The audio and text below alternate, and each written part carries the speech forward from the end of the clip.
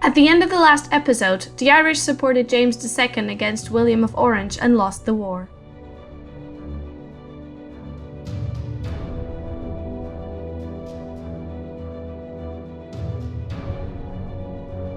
After the Glorious Revolution, the penal laws previously in charge became somewhat more tolerant.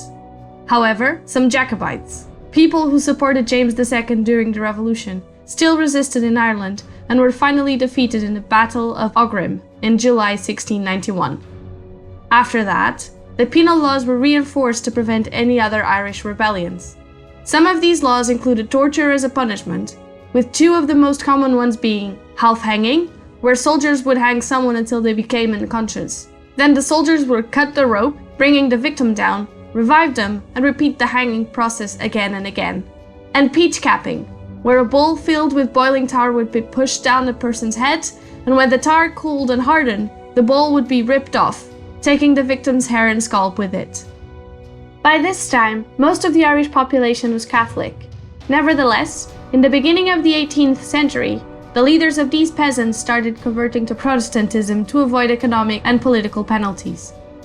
There were two major Protestant groups: the Presbyterians in Ulster, modern-day Northern Ireland, which enjoyed much better economic conditions in exchange of having virtually no political power, and the Anglicans, a small group of Anglo-Irish families which, even though the great majority of these lived in England, held the majority of farmland in Ireland on which the Catholic peasants worked.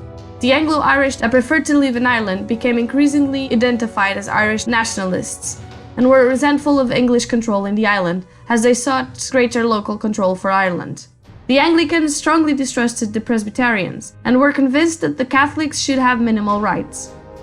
They did not have full political control because the government of Westminster still had superior authority and ruled Ireland like a backwards colony.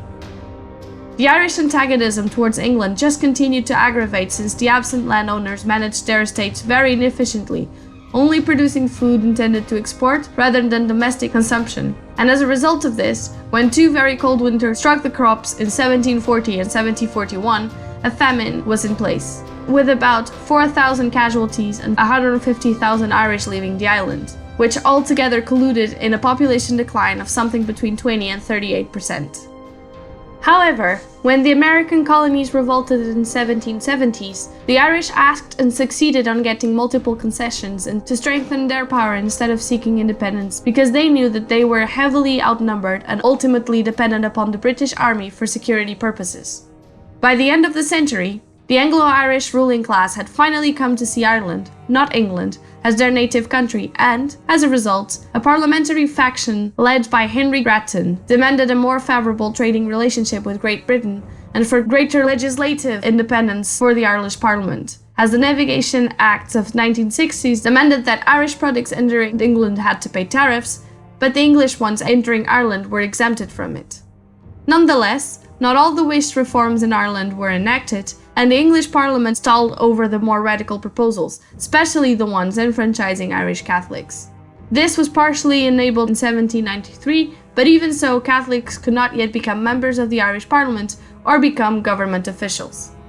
The Ulster Presbyterians and the English dissenters also faced persecution, even if on a much lesser scale. And in 1791, a group of dissident Protestants held the first meeting of what would be called a Society of the United Irishmen.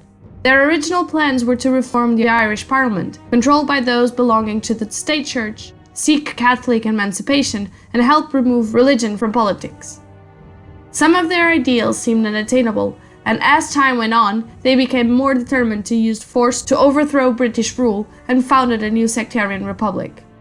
One of the rebel leaders, Theobald Wolfe succeeded in convincing revolutionary France to send soldiers, and they tried to send 15,000 French soldiers to the island, although only 5,000 of those actually arrived. This eventually culminated in the Irish Rebellion of 1798, which was bloodily suppressed with casualties numbering from 10 to 50,000 Irishmen and 4,100 French soldiers being killed.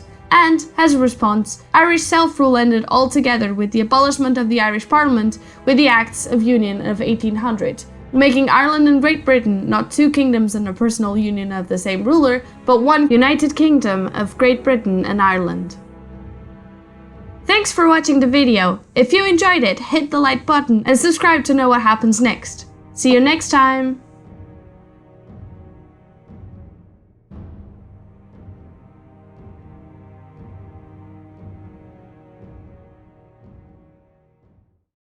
Jacobites.